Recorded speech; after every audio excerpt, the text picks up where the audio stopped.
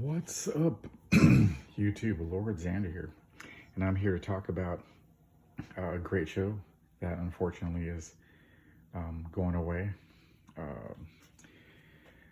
at the beginning of this upcoming month of March. Netflix's Marvel's Jessica Jones. Now, of course, this series was created in 2019. We have 3 seasons, and I love this series. We have, of course, Jessica Jones. Her power, in case you guys are not aware of it, she has superhuman strength, superhuman durability. But the villain in here, known as the Purple Man, his power is, he's not superhumanly strong, but he's cunningly intelligent, and he has the power to control the will of others. He can force people to do what they want. Now, Jessica Jones is tormented by her past, things that Purple Man made her do and stuff like that. This series is a high recommend. I'm making some comparisons to Disney Plus's Marvel's Wanda Vision. So, of course, Wanda in that series they make her a freaking villain with no consequences. Wanda, because of her torment, because of her traumatic past, she enslaves a whole town full of people, men, women, and children, with her powers. Now, Jessica Jones here, she has a traumatic past for the things that, the Purple Man made her do. And the actor that plays the Purple Man, I believe he was one of the Doctor Who's great actor. I'm kind of drawing a blank on his name, but Jessica Jones, she's deeply flawed. She's the reluctant hero. She kind of wants to keep to herself, and she has like a drinking problem. And she uses her powers, her gifts, to help people, to help them solve problems, and, working against the Purple Man, trying to figure out where he is and how to stop him from, destroying other lives like he destroyed hers.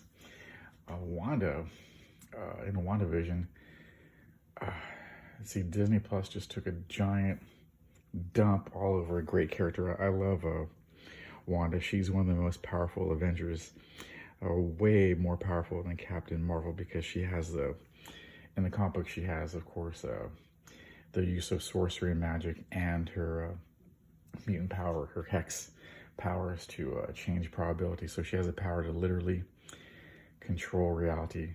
On top of that, with magic, she's just, uber powerful in the comic books. And then the MCU, they've made her quite powerful, but her motivations and all the stuff she does in WandaVision is crap. They made her a villain. She has no consequences for, the pretty much just straight up supervillain evil crap she does in that show. And they try to, you don't know what you gave up, they like pity her and stuff. But in the comic book, once she wiped out all the mutants, when she kind of had a mental breakdown and said, no more mutants, casted a spell / used her hex powers and basically wiped out, I think 90% of the mutants in the comic books. In that, Marvel comic book universe, there were heavy consequences against the character for the stuff she did. Here, they're like, oh, she's too powerful, or, no, other heroes would be given a crap or trying to bring her in, just like they did in the comic books, to serve justice for her actions. But here, she really does it in a WandaVision habit. So, again, compare Jessica Jones. She could be a famous, well-loved by the public superhero like Spider-Man or whatever. But she feels a lot of shame, a lot of guilt again, that henceforth the heavy drinking, out the alcoholism, for what she did, even though she was mind controlled by the Purple Man. She feels bad. Now, Wanda, you see a little bit of remorse in there, but, we have everybody, it's okay, Wanda, you lost Vision and your love, and I mean, it's BS.